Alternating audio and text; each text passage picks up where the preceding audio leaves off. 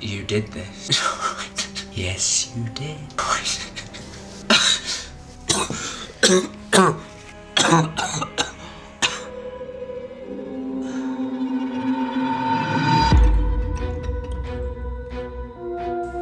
It's amazing that there are 4 personalities living in Henry's body.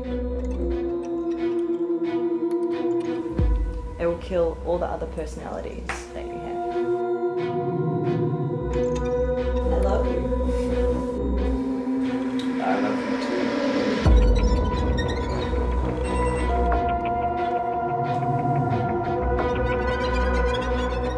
Hey, you're the liar! I'm going to disappear. There must be a way we can live together.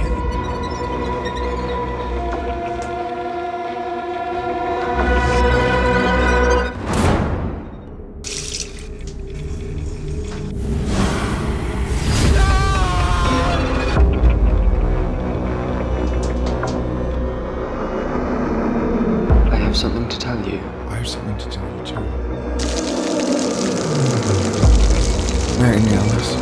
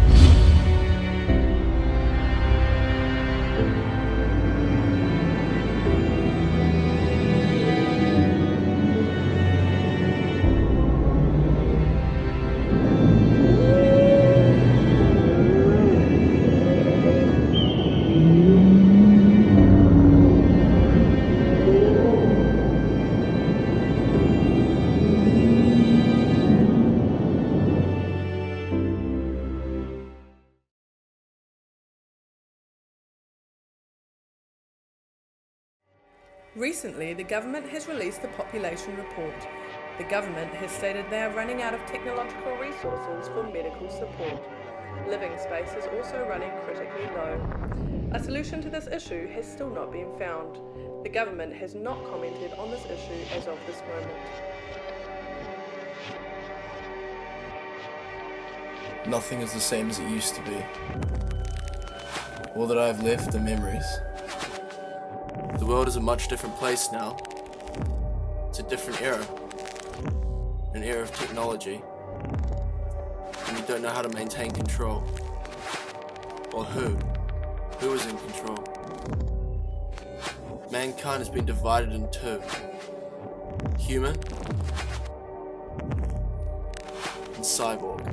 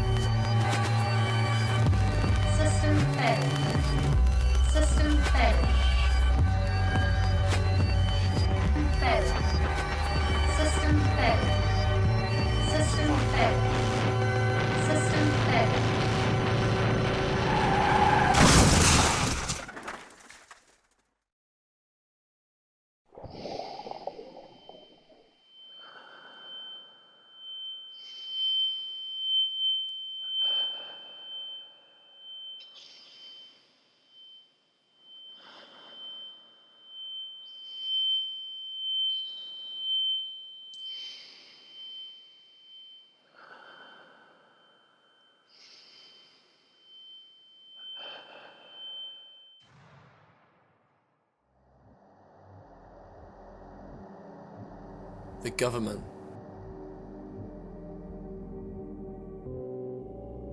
Are they hiding something from us? Have we been shown the full picture?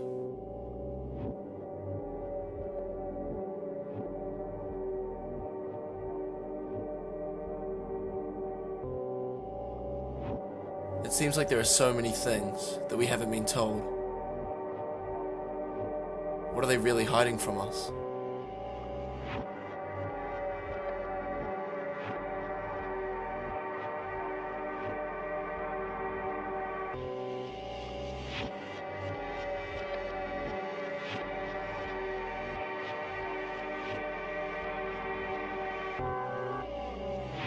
My life.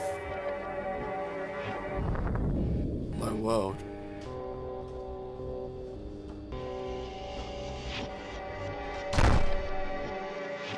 I don't feel like I'm in control of anything anymore.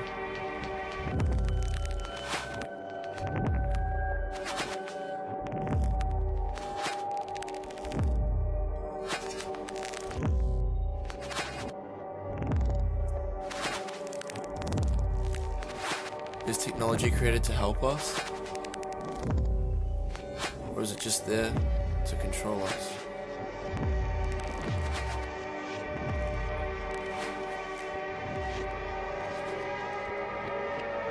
We never have control over our cyborg bodies. We are being controlled.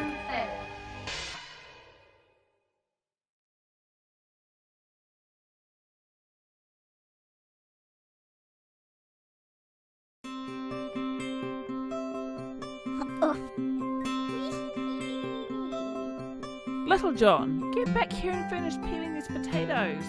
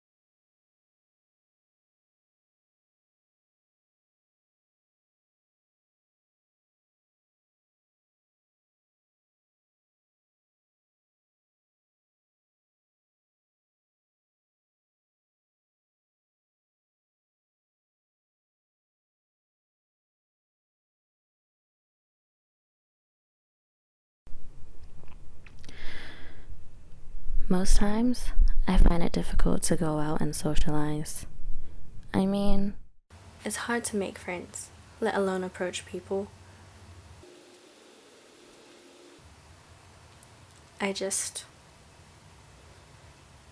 don't want to get hurt again.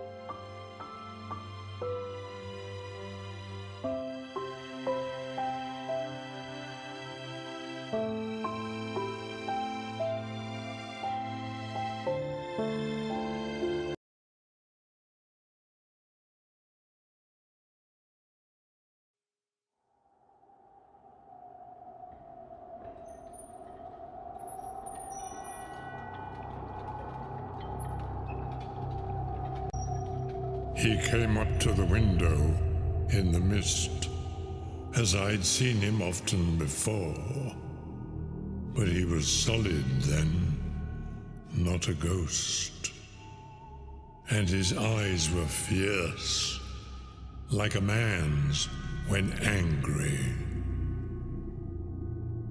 He was laughing when he turned to look back over the belt of trees, glinting in the moonlight, to where the dogs were barking. Have you seen that awful den of hellish infamy, with the very moonlight alive with grisly shapes. Listen to them, the children of the night, what music they make.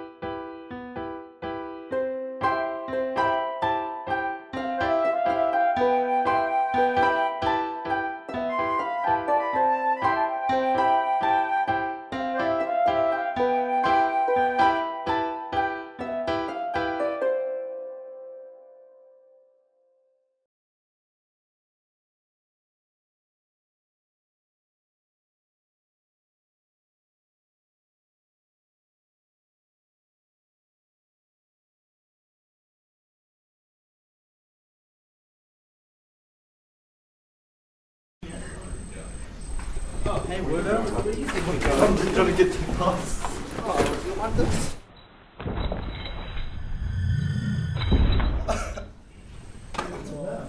Looks like he's gonna crash.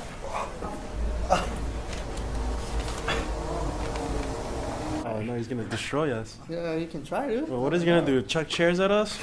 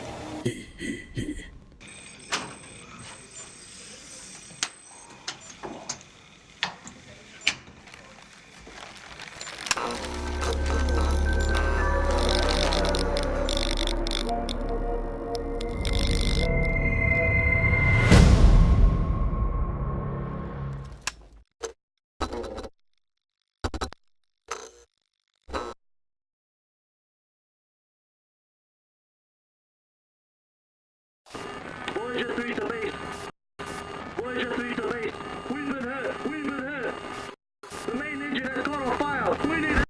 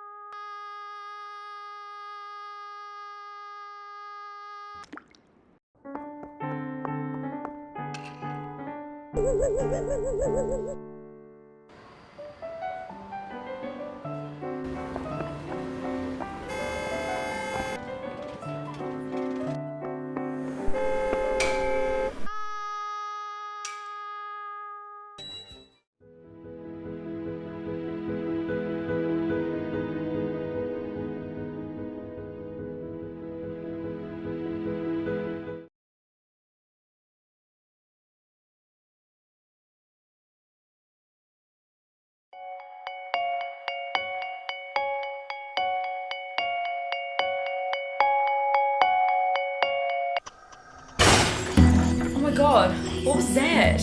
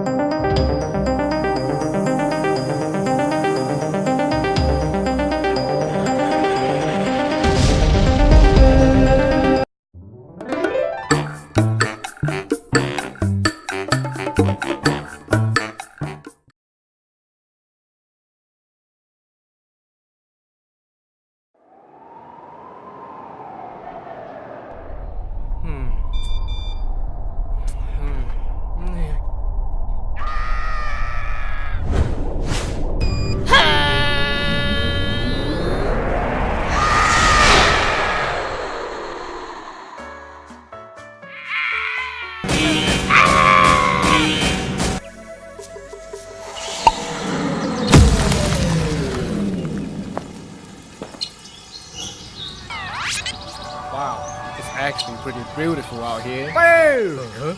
What are you wearing, G? What is this? You look like a tom-tom, bro. Don't call me that, little boy. I'm about to whoop your ass.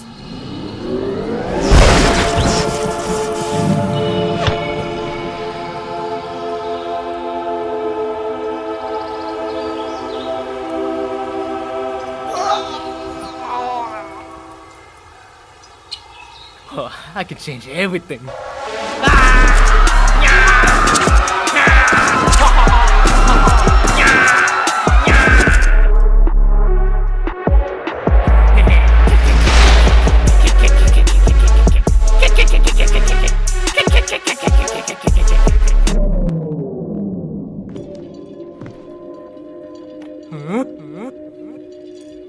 What's going on? Where's everyone? Hmm? I can't believe it.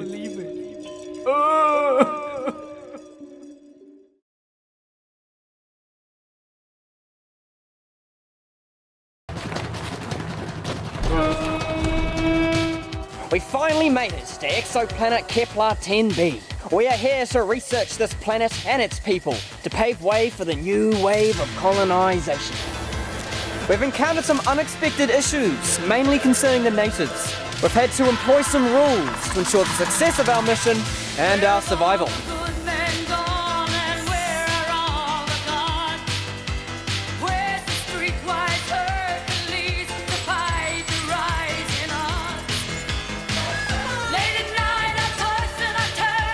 I am absolutely loving it here. Drat it! You better get your f***ing guns out, 'cause I'm not risking you next time you have a probing! He's gotta be strong and he's gotta be fast and he's gotta be fresh from the fight. Due to the resistance of the things living here, we've had to pack up early and call in the First Fleet of Residents. Ivan, grab your shit, we're leaving!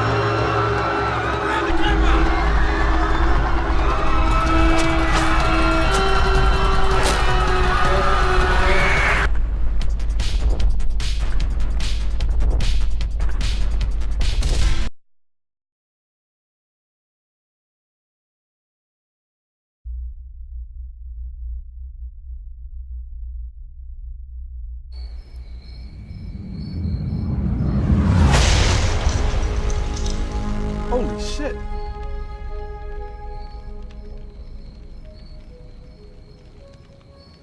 What was that? Dude. Well, try it out. Shoot something.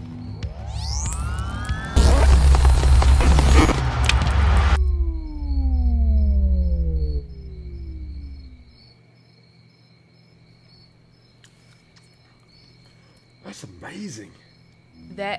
That was trash. Give me a 10. Who's this dude? Whoa!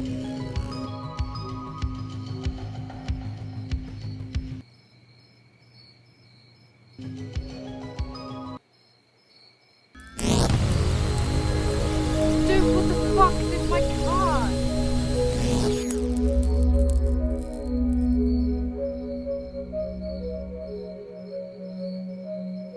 We could make so much money off this gun. We could solve world hunger. Can I have a turn with that? Sure. Dude! What the fuck? Give me the gun! What, so you can solve world hunger too? I don't think so.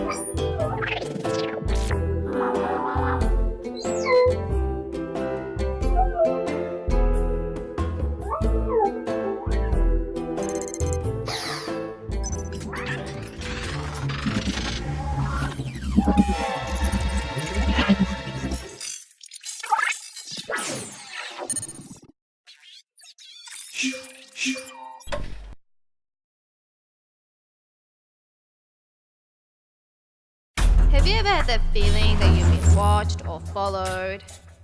Yeah, right? Who has the time for that? I'm just some girl off the street trying to mind my own business.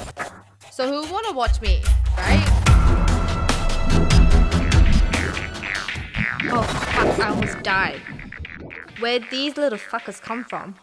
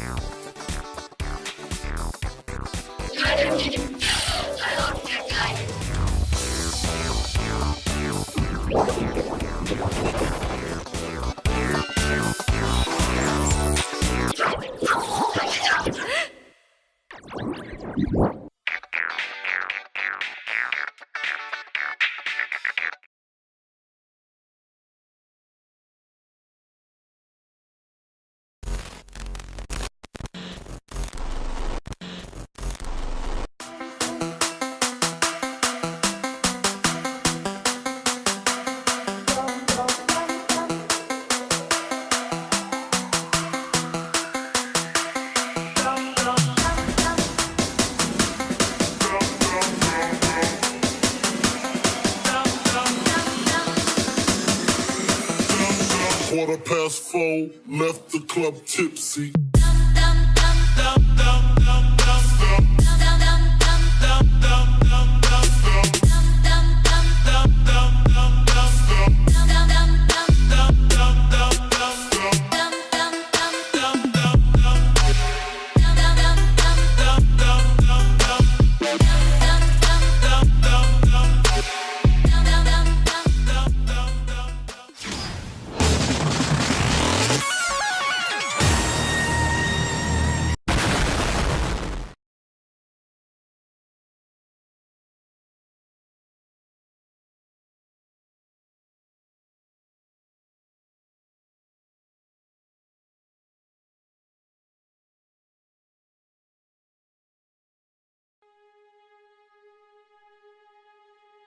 Marco and I as kids, we used to have great fun. I used to tell him all these stories. One of his favourites was this one about a stormbird called Jack, and at night I used to pull out a torch and just shine it on the ceiling and pretend with my hands that I was making the shapes of the birds. They weren't particularly good, but Marco used to love them. After that, I used to write a story about dragons, but think about it, everyone dies.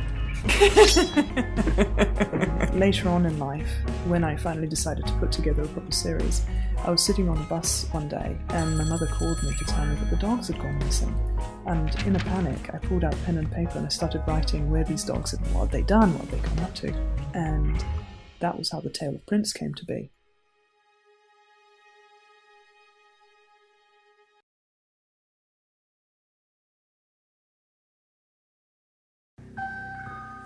One day, I had this weird experience in this art gallery.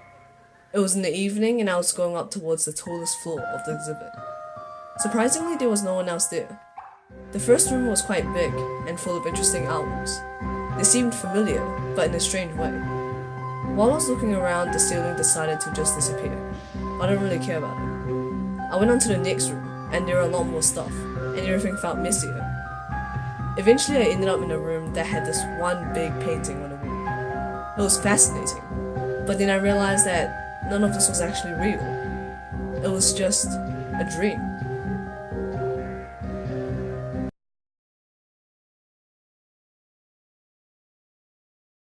For me, heroes are not just a figure in movie or comics, like Iron Man or Captain Marvel. Something like that, they are too perfect. They unreal. Only some people live around us are better to make the hero appear, such as police, doctor, firefighter, or others. They are not outstanding. They are mortal, built by normal bones and flesh, but they still help others try their best. Their behavior brings the hero from movie story into our life. For me, they gave a sparklight into their future, make us believe the world will become a better place.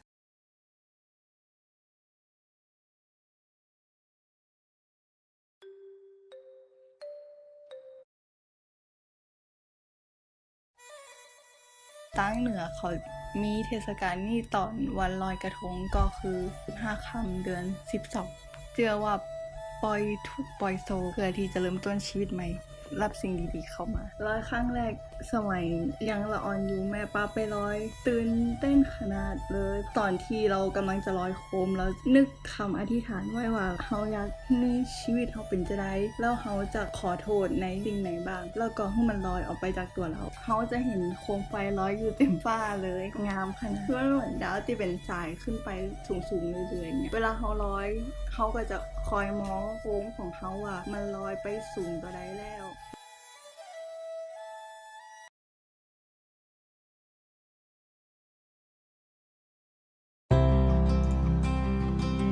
Again, this comes back to a question that my friends did ask me one day when I woke up. Do you think you're an adult? And I said no. And that made me think as I soaked in the bath. It helped me realize my current position in life and the meaning of being an adult. I think it's always a journey through unseen obstacles and patience. And one thing's for sure, you don't always get what you want. My point is, the journey to adulthood is tough. But you will get there. I want a coffee.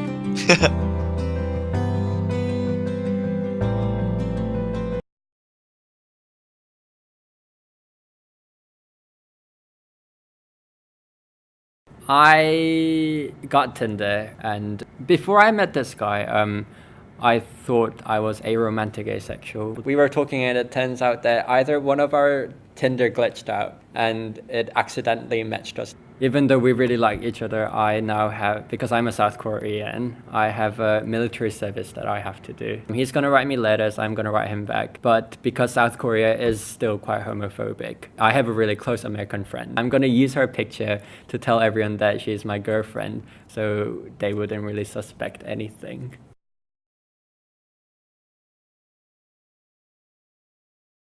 As long as I hear my powers will be to crush people's face in the ground, and then I'll go skinny and then have big muscles, and the color of my suits I will be wearing blue and white, and my other superpowers would be to bump the villains off and to put a trampoline at the back of them and they bounce back to me, and then I punch them super hard.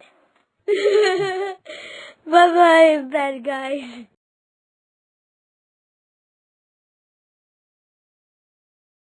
So basically, it was a late night after uni, and I got off the bus, and as I was walking down, I saw a balloon. Now, normally this wouldn't have freaked me out as much because a lot of kids live on my street, but I also heard jingling noises, so I'm like, maybe it's a cat, I don't know what's going on.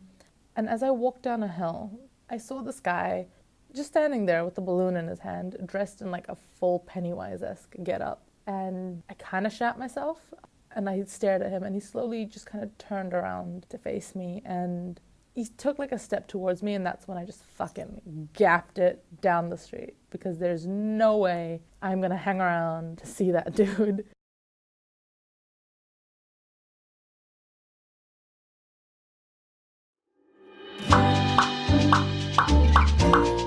Well, it started out with me watching my favorite movie called Balto, and then I found a fan site, and it turns out it was chock full of furries. The art, the friendly folks around here. I do a lot of charity events, so it makes me happy seeing people happy, like, oh my god, it's so cute, a furry. Or, oh look, a fuzzy creature, I need a picture with you. When I see smile on people's faces or on kids' faces, it just brings me joy. Becoming a furry actually helps with my social anxiety, and a lot of people in the fandom have social anxiety. So a lot of people, what they do is get a fursuit. It's just like a better way to communicate with somebody. Some people say it's a confidence booster. Made me a little bit more social, try to get out of my little personal bubble that I'm stuck in.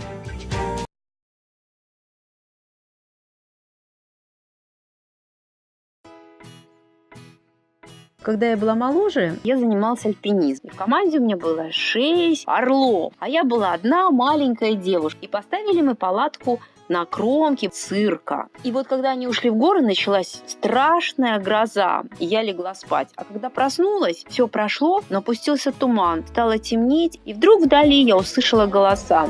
А тогда я им крикнула: «Ребята, я буду вам петь, идите на голос!» Из-за острова на стрежень, на простор речной волны. И вдруг из тумана один вынырнул, второй, третий, и вся команда. И этот поход закончился успешно.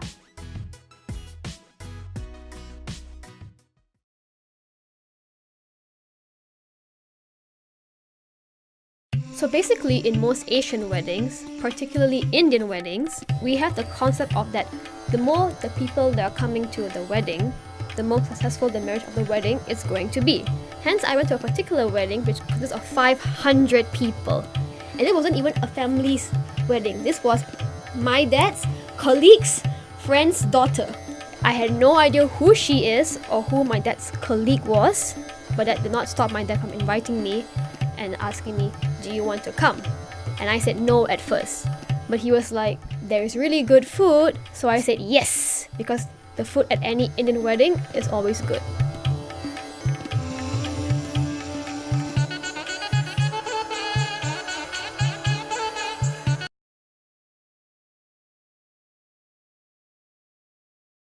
Don't sweat the small stuff. I think it's really easy to get stressed out about little details and get really wound up about it and be sleepless at night. I've had two long-term relationships in my life, and I learned from both of those. The thing of living with other human beings, you have to accommodate but not be a doormat. So it's working out what's the stuff that really means a lot to me and that really has to be done this way, or what's the stuff that I'm just being neurotic about, and actually it's not a biggie if they leave the toilet seat up instead of down. The world's not going to end. But it is important that they turn the stove off when they finish cooking on it.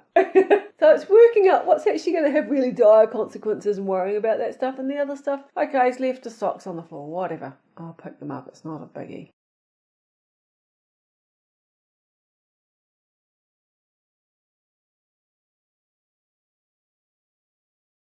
So I got a job at a bank and I hated it, every moment of it. So I got a motorcycle so I could split the traffic to get to work quicker. And through it, I found that there's a bit of a thrill to it. The last day I did it, there were 2 big freight trucks taking up all the lanes. And I saw my chance to split. I rock up right in between the two and I just feel my bike instantly start to shake. It's just violent. I'm just going along, loving it. I have this massive grin on my face. This is gonna be the best day of my life. If it ends here, until my leather boot brushed the tire against the truck to my left. Time froze, and I ripped that foot so quickly away from that tire and stomped it on that metal peg in like a fraction of a second that I actually don't want to die, and rocketed away.